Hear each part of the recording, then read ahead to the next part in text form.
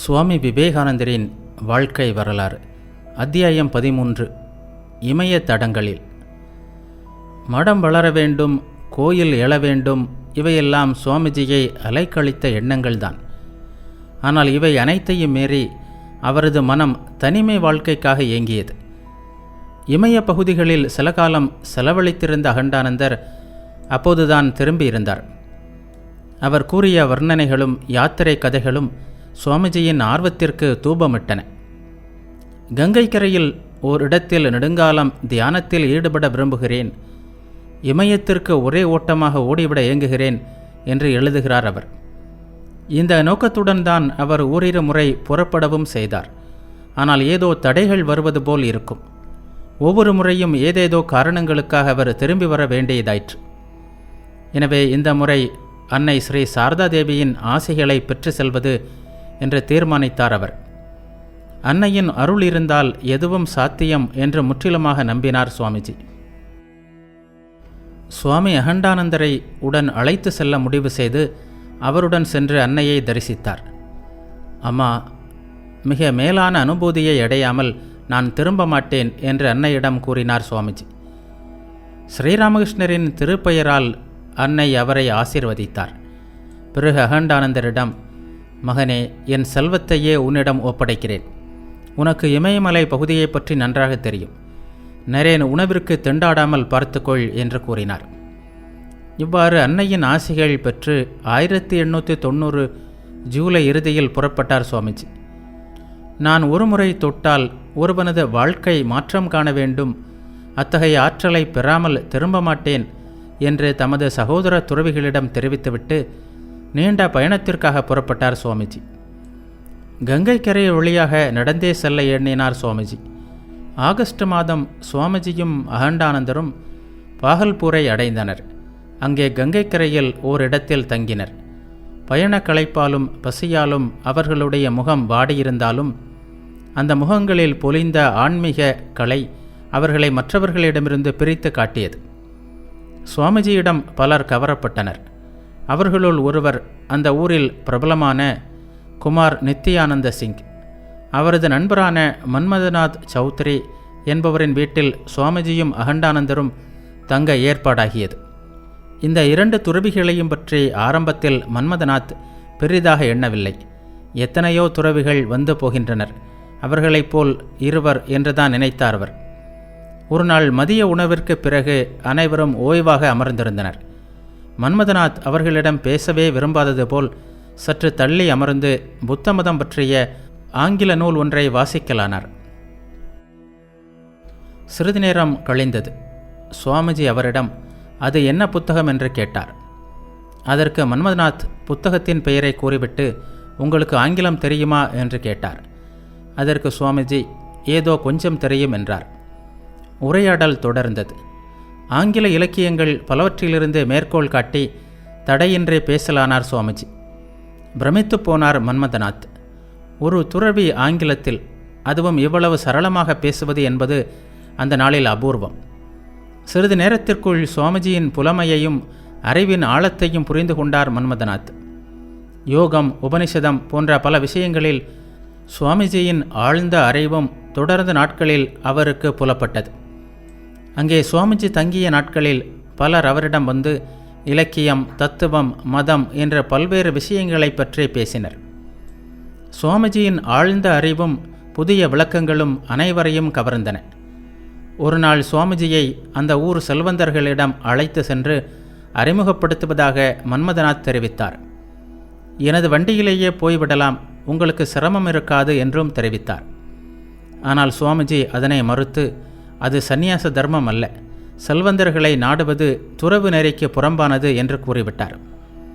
சுவாமிஜியின் துறவு மன்மதநாத்தின் மீது ஆழ்ந்த தாக்கத்தை ஏற்படுத்தியது.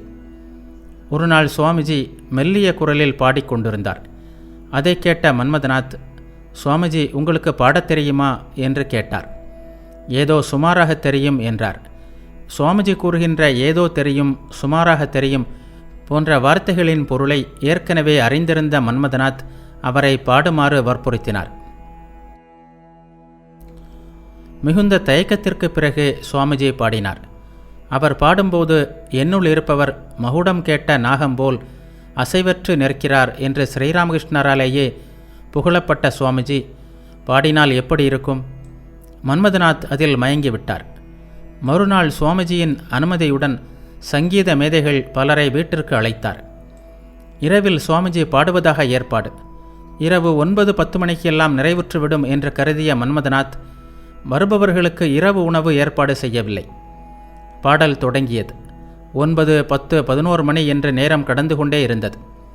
சுவாமிஜியின் சங்கீதம் நிற்கவில்லை. யாரும் அசையவும் இல்லை. பசி, தாகம் என்று யாருக்கும் எந்த உணர்வும் இல்லை. மறுநாள் காலை 3 மணி வரை சுவாமிஜி பாடினார். யாரும் இருந்த இடத்தை விட்டு நகரவில்லை.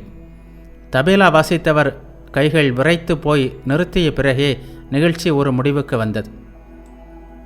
அருகிலுள்ள ஓரிரு இடங்களுக்கு 2 முறை சென்றதை தவிர சுவாமிஜி பாகல்பூரிலேயே பொழுதை கழித்தார். அருகிலுள்ள நாதநகர் ஒரு சமண திருத்தலம். சமண துறவியர் பலர் அங்கே வாழ்ந்தனர். சமண மதத்தை சனாதன தர்மத்தின் ஒரு பகுதியாகவே சுவாமிஜி கருதினார். அங்கே ஒரு நாள் சென்று அந்த துறவியருடன் சமண மதம் பற்றி நீண்ட நேரம் பேசினார். அது அவருக்கு திருப்தி அளிக்கின்ற ஓர் அனுபவமாக அமைந்தது. சுவாமிஜி பாகல்பூரிலிருந்து புறப்பட பல முறை முயற்சித்த போதும் மன்மதநாத் அவரை விடவில்லை. எனவே ஒரு நாள் சுவாமிஜியும் அகண்டானந்தரும் அவர் வீட்டில் இல்லாத நேரத்தில் வீட்டில் உள்ளவர்களிடம் தெரிவித்து விடைபெற்று கொண்டு இமயத்தை நோக்கி புறப்பட்டு விட்டனர். மன்மதநாத் வீட்டிற்கு திரும்பி வந்து விபரம் அறிந்து மிகுந்த வேதனையில் ஆழ்ந்தார். பத்ரிநாத்திற்கு போக வேண்டும் என்று சுவாமிஜி ஒரு முறை சொல்லியிருந்ததை நினைவு கூர்ந்த அவர் அல்மோரா வரை சென்று சுவாமிஜியை தேடினார். ஆனால் அதற்குள் சுவாமிஜி அங்கிருந்து சென்று விட்டார். அடுத்து இருவரும் வைத்தியநாதத்தில் தங்கினர். அங்கே பாபு ராஜ் நாராயண் போஸ் என்பவரை சந்தித்தனர். அவர் பிரம்ம சமாஜத்தில் தீவிரமாக ஈடுபட்டவர். இளமை நாட்களில் ஆங்கிலேய மோகத்தால் இந்தியாவையும் இந்தியா சம்பந்தப்பட்ட அனைத்தையும் வெறுத்த அவர் பெற்றோரின் மறைவுக்கு பிறகு மேலை நாட்டு மோகத்தை விட்டு இந்தியாவையும் அதன் பெருமையையும் போற்றத் தொடங்கினார்.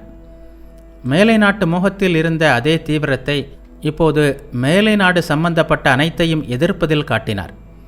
ஆங்கிலேய நடை, உடை, கலாச்சாரம் மட்டுமல்ல, தேவையில்லாமல் யாராவது உறுப்பினர்கள் ஆங்கில வார்த்தையை பயன்படுத்தினால் கூட ஒரு வார்த்தைக்கு 1 காசு என்று அபராதம் விதிப்பாராம். வயது முதிர்ந்தவரான ராஜ் நாராயண் போஸின் உணர்ச்சிகளுக்கு மதிப்பு கொடுப்பதற்காக சுவாமிஜியும் தமக்கு ஆங்கில வாசனையே இல்லாதது போல் காட்டிக்கொண்டார். அகண்டானந்தரிடமும் அவ்வாறே பழகுமாறு கூறினார். தூய வங்க மொழியிலேயே உரையாடல் நடைபெறும். சுவாமிஜிக்கு ஆங்கிலம் சிறிதும் தெரியாது என்றே ராஜ்நாராயணன் நம்பினார். ஒரு நாள் பேசிக்கொண்டிருந்த போது அவசரத்தில் ராஜ்நாராயணன் ப்ளஸ் என்ற வார்த்தையை பயன்படுத்திவிட்டார். அது சுவாமிஜிக்கு புரிந்திருக்குமோ இல்லையோ என்ற சந்தேகத்தில் விரல்களை கூட்டல் குறி போல் வைத்து காட்டினாராம். பின்னாளில் சுவாமிஜியின் பெயர் நாடெங்கும் பரவிய போது அவர் அடைந்த பிரமிப்புக்கு எல்லையே இல்லை. சுவாமிஜி ஒரு விசித்திர மனிதர் என்றாராம். வைத்தியநாதத்திலிருந்து காஜிப்பூர் வழியாக இருவரும் காசியை அடைந்தனர். காசியில் பிரமததாசியின் வீட்டில் தங்கினர். காசியில் வாழ்ந்தாலும் இமயத்தின் பனிமலை சிகரங்களை காண்பதற்கான ஆர்வமே சுவாமிஜியின் சிந்தை முழுவதும் நிறைந்திருந்தது. ஒரு நாள் சுவாமிஜியை சந்திக்க பலர் வந்திருந்தனர். அப்போது சுவாமிஜி ஏதோ ஆவேசம் வந்தவர் போல் பிரமததாசியிடம், இப்போது நான் காசியிலிருந்து புறப்படுகிறேன். சமுதாயத்தின் மீது ஒரு நாள் வெடிகுண்டு போல் வெடிப்பேன். இந்த சமுதாயம் ஒரு நாய் போல் என்னை பின்தொடரும். அதுவரை இந்த நகரத்திற்கு வரமாட்டேன் என்று கூறினார். பின்னர் அங்கிருந்து சுவாமிகள் இருவரும் கிளம்பினர். பத்ரிநாத் செல்வது அவர்களின் திட்டம். காசியிலிருந்து புறப்பட்ட அவர்கள் அயோத்தி, நைனிடால் வழியாக அல்மோரா சென்றனர். வழியில் காக்ரி காட் என்ற இடத்தை அடைந்தனர். கோசி, சூயஸ் என்ற 2 சிற்றாறுகள் சங்கமிக்கின்ற அழகிய மலைப்பகுதி அது. சங்கம தலத்திற்கு அருகில் பெரியதோர் அரசமரம், சுற்றிலும் நெடிதுயர்ந்த மலை சிகரங்கள். இந்த இடம் மிகவும் அற்புதமாக உள்ளது. தியானத்திற்கு ஏற்ற இடம் இது என்றார் சுவாமிஜி. சொன்னது மட்டுமல்ல, ஆற்றில் குளித்துவிட்டு கரையில் அமர்ந்து ஆழ்ந்த தியானத்தில் மூழ்கவும் செய்தார். சுவாமிஜியின் வாழ்க்கையில் அது முக்கியமானதொரு நாளாக இருந்தது. அவரது பின்னால் வாழ்க்கையிலும் சொற்பொழிவுகளிலும் திட்டங்களிலும் காணப்படுகின்ற ஓர் அற்புதமான கருத்தை அன்றைய தியானத்தில் ஓர் அனுபூதியாக பெற்றார். அவர் தியானம் கலைந்து எழுந்ததும் அவர் அகண்டானந்தரிடம், என் வாழ்க்கையில் மகோன்னதமான கணங்களுள் ஒன்றை இப்போது நான் கடந்து வந்தேன். வாழ்க்கை புதிர்களுள் மிகவும் முக்கியமான ஒன்றிற்கு தீர்வு இந்த அரசமரத்தின் அடியில் எனக்கு கிடைத்தது. மனிதனுக்கும் பிரபஞ்சத்திற்கும் இடையில் ஓர் ஆழ்ந்த ஒற்றுமை நிலவுவதை நான் கண்டேன். பிரபஞ்சத்தில் உள்ள அனைத்தும் இந்த மனித உடம்பிலும் உள்ளது. பிரபஞ்சம் முழுவதையும் நான் ஒரு அணுவில் கண்டேன் என்று கூறினார். அன்று முழுவதும் சுவாமிஜி மிக உயர்ந்த மனநிலையில் இருந்தார். தாம் அனுபூதியில் பெற்றதை அகண்டானந்தரிடம் பேசினார். ஒரு நோட்டில் கீழ்வருமாறு குறித்தும் வைத்தார். ஆரம்பத்தில் வார்த்தை இருந்தது. பிண்டமும் அண்டமும் ஒரே அமைப்பில் உள்ளன. தனி மனித ஆன்மா ஓர் உயிருள்ள உடம்பில் உறைவது போல் பிரபஞ்ச ஆன்மா உயிருள்ள பிரகிருத்தியில், அதாவது இயற்கையில் நாம் காண்கின்ற பிரபஞ்சத்தில் உறைகிறது. காளி சிவபெருமானை தழுவிக் கொண்டிருக்கிறாள். இது கற்பனை அல்ல. ஒன்று மற்றொன்றை மூடியிருப்பதை கருத்திற்கும் அதை வெளிப்படுத்துகின்ற வார்த்தைக்கும் ஒப்பிடலாம். அவை ஒன்றே. மனம்தான் அவற்றை பிரிக்கிறது. வார்த்தைகள் இல்லாமல் எண்ணம் இல்லை. எனவே ஆரம்பத்தில் வார்த்தை இருந்தது என்று சொல்லப்படுகிறது. பிரபஞ்ச ஆன்மாவின் இந்த இருமை நிலை நிரந்தரமானது. நிரந்தரமாக உருவம் உடையது, நிரந்தரமாக உருவமற்றது என்ற இரண்டின் சேர்க்கையையே நாம் காண்கிறோம். காக்கரி காட்டிலிருந்து சுவாமிகள் இருவரும் அல்மோராவை நோக்கி நடந்தனர். அல்மோராவிலிருந்து 2 மைல் முன்னதாக முஸ்லிம்களின் இடுகாடு ஒன்று இருந்தது. அந்த இடத்தை அடைந்தபோது பசி தாகத்தின் காரணமாக சுவாமிஜி மயங்கி விழும் நிலைமைக்கே வந்துவிட்டார். அவரை அங்கே அமர செய்துவிட்டு பக்கத்தில் எங்காவது தண்ணீர் கிடைக்குமா என்று பார்ப்பதற்காக அகண்டானந்தர் சென்றார். அந்த இடுகாட்டை கண்காணித்து வரும் ஜூல்பிகர் அலி என்ற முஸ்லீம் பக்கீர் இடுகாட்டிற்கு அருகில் ஒரு குடிசையில் வாழ்ந்து வந்தார். உணவு என்று அவரிடம் இருந்தது ஒரு வெள்ளரிக்காய் மட்டுமே. சுவாமிஜியின் நிலைமையை கண்ட அவர் ஓடி சென்று அந்த வெள்ளரிக்காயை அவருக்கு கொடுத்தார். மிகவும் பலவீனமாக இருந்த சுவாமிஜி அதனை வாயில் தருமாறு கேட்டுக்கொண்டார். அதற்கு அந்த பக்கீர், சுவாமிகளே, நான் ஒரு முஸ்லீம் என்றார். அதனால் என்ன? அது ஒரு பெரிய விஷயமல்ல. நாம் அனைவரும் சகோதரர்களே அல்லவா என்று புன்முறுவலுடன் கேட்டார் சுவாமிஜி. பக்கீர் வெள்ளரிக்காயை சுவாமிஜிக்கு ஊட்டினார். சுவாமிஜியின் களைப்பு நீங்கியது. அந்த மனிதர் உண்மையிலேயே என் உயிரை காப்பாற்றினார். அதுபோல் என் வாழ்நாளில் எப்போதும் நான் களைப்புற்றதில்லை என்று பின்னாளில் சுவாமிஜி கூறினார். 1890 ஆகஸ்ட் இறுதியில் சுவாமிகள் இருவரும் அல்மோராவை அடைந்தனர். அங்கே அம்பா தத் என்பவரின் தோட்ட வீட்டில் இருவரும் தங்கினர். சாரதானந்தரும் கிருபானந்தரும் ஏற்கனவே அல்மோராவில் இருந்தனர். அவர்கள் லாலா பத்ரிஷா என்ற பிரமுகரின் வீட்டில் தங்கியிருந்தனர். அவர்கள் வந்து சுவாமிஜியை சந்தித்தனர். பின்னர் எல்லோரும் லாலா பத்ரிஷாவின் வீட்டில் தங்கினர். இங்கே அரசாங்க அலுவலரான ஸ்ரீகிருஷ்ண ஜோஷி என்பவருடன் சுவாமிஜி நீண்ட கலந்துரையாடல்கள் நிகழ்த்தினார். மதங்களின் லட்சியம் துறவு என்பது சுவாமிஜியின் கருத்தாக இருந்தது. இது பற்றி விவாதங்களும் நடந்தன. இங்குள்ள மக்களின் வேண்டுகோளுக்கு இணங்க சுவாமிஜி பேய் பிடித்திருந்த ஒருவனை குணப்படுத்தவும் செய்தார். சில நாட்கள் அங்கே தங்கிய சுவாமிஜி தனிமை வாழ்வை நாடி ஏங்கலானார். எனவே ஒரு நாள் அவரிடமும் விடை பெற்று கொண்டு சில மைல் தூரத்தில் இருந்த குகை ஒன்றை தேர்ந்தெடுத்து அங்கே தங்கி தீவிரமான சாதனைகளில் ஈடுபடலானார். அந்த குகை காசர் தேவி கோயிலுக்கு அருகில் இருந்தது. அடர்ந்த காட்டுப்பகுதி அது. சில காலம் அங்கே தங்கிய சுவாமிஜி ஏதோ ஒரு சக்தியால் உந்தப்பட்டவர் போல் மீண்டும் திரும்பி லாலாவின் வீட்டிற்கே வந்தார். தீவிர தவவாழ்வின் விளைவாக சுவாமிஜியின் முகம் தெய்வீக ஒளி வீசிற்று. ஏகாந்த வாழ்விலும் தீவிர சாதனைகளிலும் நாட்டம் கொண்டு இவ்வாறு சுவாமிஜி தனிமையில் வாழத் தொடங்கும் போதெல்லாம் ஏதோ ஒரு சக்தி அவரை வற்புறுத்தி வெளியில் கொண்டு வருவது போல் தோன்றியது. அவருக்கென்று பணி ஒன்று காத்திருந்தது. அந்த பணியை அவர் செய்து முடிக்கும் வரை அவர் தனிமை வாழ்வை நாடாமல் அந்த சக்தி தடுப்பது போல் இருந்தது என்று குறிப்பிடுகிறார் அகண்டானந்தர். சில நாட்கள் லாலாவின் வீட்டில் தங்கிய சுவாமிஜியை அதிர்ச்சியில் உறைய வைத்த செய்தி ஒன்று வந்தது.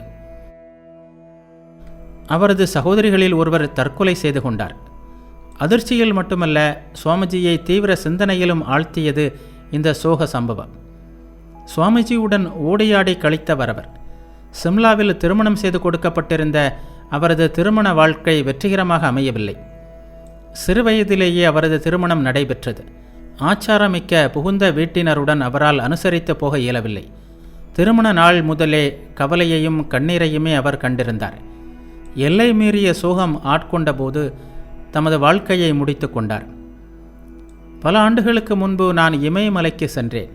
இனி திரும்பி வரக்கூடாது என்ற முடிவுடன் தான் சென்றேன். ஆனால் என் சகோதரி தற்கொலை செய்து கொண்டு இறந்தாள். அந்த செய்தி அங்கே என்னை வந்தடைந்தது. என் பலவீன இதயம் நான் அமைதியை எதிர்நோக்கிய நிலையிலிருந்து என்னை தூர விட்டெறிந்து விட்டது என்று எழுதினார் சுவாமிஜி. பெண்களுக்கு கல்வி அளிக்க வேண்டும், அவர்கள் தங்கள் சொந்த காலில் நிற்குமாறு செய்ய வேண்டும் என்று சுவாமிஜி பெண்கள் முன்னேற்றத்திற்காக கதறியதன் அடிப்படையை இந்த சோக சம்பவத்தில் நாம் காண முடியும். அல்மோராவிலிருந்து கர்ண பிரயாகை, ருத்ர பிரயாகை வழியாக சுவாமிஜி, சாரதானந்தர், அகண்டானந்தர், கிருபானந்தர் ஆகியோர் ஸ்ரீநகரை அடைந்தனர். அழகானந்தா நதிக்கரையில் துரியானந்தர் ஒரு சமயம் வாழ்ந்த குடிசையில் அனைவரும் தங்கினர். இங்கே சுமார் 1.5 மாதங்கள் தங்கி பிச்சை உணவு ஏற்று வாழ்ந்தனர். முழு நேரமும் பிரார்த்தனை, தியானம், சாஸ்திர படிப்பு என்று நாட்கள் கழிந்தன.